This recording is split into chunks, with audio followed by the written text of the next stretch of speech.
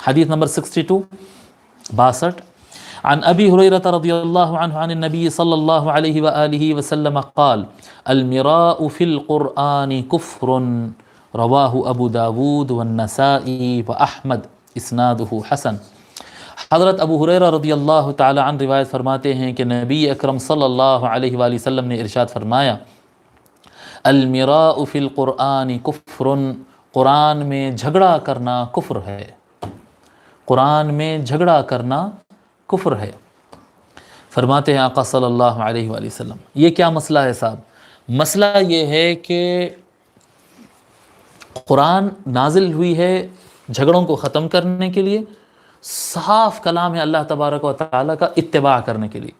جہاں پر کچھ بات پوری طریقے سے سمجھ میں نہیں آ رہی تو پھر حضور صلی اللہ علیہ وآلہ وسلم کا عمل، آپ کی سنت ہے، آپ کے احادیث شریفہ قرآن کو اور کھول کر بیان کر دیتی ہے۔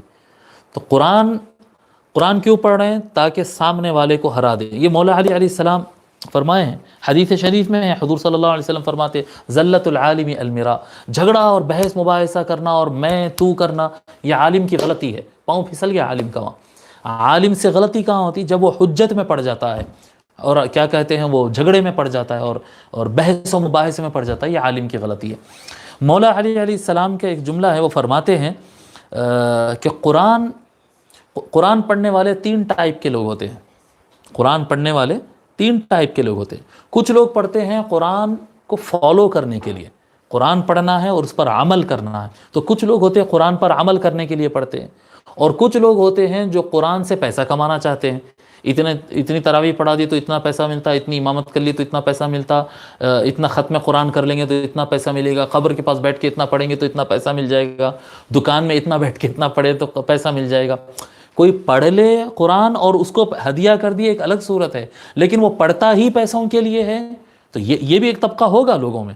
تو کچھ لوگ ہوں گے جو قرآن پڑھتے ہیں عمل کرنے کے لیے، قرآن کو فالو کرنے کے لیے، اور کچھ لوگ ہوتے ہیں قرآن پڑھتے ہیں پیسہ کمانے کے لیے، اور تیسرا طبقہ ہوتا ہے قرآن پڑھتے ہیں دوسروں سے حجت کرنے کے لیے کہ یہ نالج اگر میرے پاس آ جائے تو میں سامنے والے کو ہرا دوں گا، بات چیت میں بیٹھ کے اس کو تو میں شکست دے دوں گا اور مناظرہ جیت جاؤں گا اور ڈیبیٹ جیت جاؤں گا اور بھاری پڑ جاؤں گا اور میری واہ واہ ہو جائیں گی۔ تو 3 ٹائپ کے لوگ ہیں مولا علی فرماتے ہیں، جو قرآن کو پڑھتے ہیں فالو کرنے کے لیے، جو قرآن پڑھتے ہیں پیسہ کمانے کے لیے، اور جو قرآن پڑھتے ہیں لوگوں سے ڈیبیٹ جیتنے کے لیے۔ اور مولا علی فرماتے ہیں تینوں جس مقصد سے پڑھتے ہیں ان کو ان کا مقصد مل جائے گا۔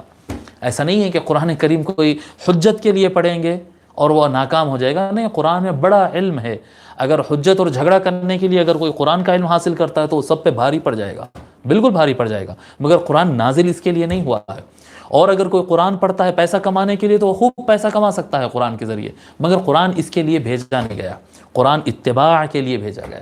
بہرحال لوگ قرآن پڑھتے ہیں، قرآن کا علم حاصل کرتے ہیں اور قرآن میں جھگڑا کرتے ہیں اور قرآن کو ذریعہ بنا کر ڈیبیٹ کرتے ہیں، جی، اور جیسی ان کی ضرورت ہوتی ہے۔ یہ بھی ایک بڑا مسئلہ رہتا ہے کہ پہلے ہم طے کر لیتے ہیں، پہلے ذہن میں طے کر لیتے ہیں کہ یہ صحیح ہے، اس کے بعد قرآن میں اور حدیث میں تلاش کرتے ہیں کہ ہم جس کو صحیح سمجھ رہے ہیں وہ روایتیں کہاں کہاں ہیں، وہ آیتیں کہاں کہاں ہیں۔ اگر کوئی حدیث ہمارے خلاف پڑتی ہے تو اس کو چھوڑ دو، نہیں وہ نہیں پڑھنا ہے، اس کو ہٹاؤ، وہ بتاؤ جو ہم کو چاہیے، وہ ڈھونڈو اس کو۔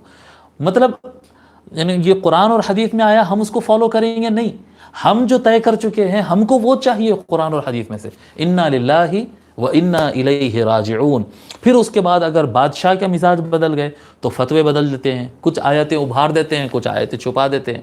دوسرا بادشاہ آ گیا، اس کا مزاج الگ ہے تو پھر یہ اٹھا دو اور یہ اوپر کر دو، جی، اٹھا دو اور کم کر دو۔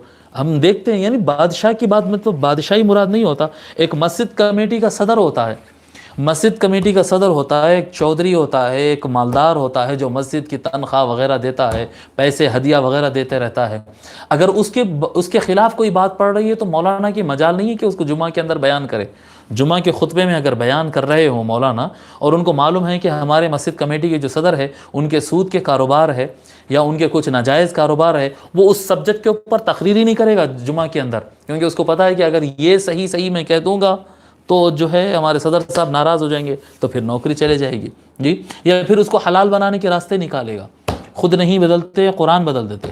علامہ اقبال کچھ فرمائے ہیں، مجھے اشعار یاد نہیں رہتے تو لکھ کر رکھ لیا، خود بدلتے نہیں قرآن کو بدل دیتے ہیں، ہوئے کس درجہ فقیہان حرم بے توفیق، خود بدلتے نہیں، قرآن کو بدل دیتے ہیں۔ تو یہ نہیں کرنا چاہیے، یہ نہیں کرنا چاہیے، یہ کفر کی علامت میں سے، کفر کی علامت میں سے ہے کہ قرآن کو لے کر لوگ حجتیں کریں گے اور اپنی باتیں منوانے کے لیے قرآن کو استعمال کریں گے۔ اس حدیث شریف کو امام ابو داود، نسائی اور احمد بن حنبل نے روایت کیا ہے، اس کی سند حسن ہے۔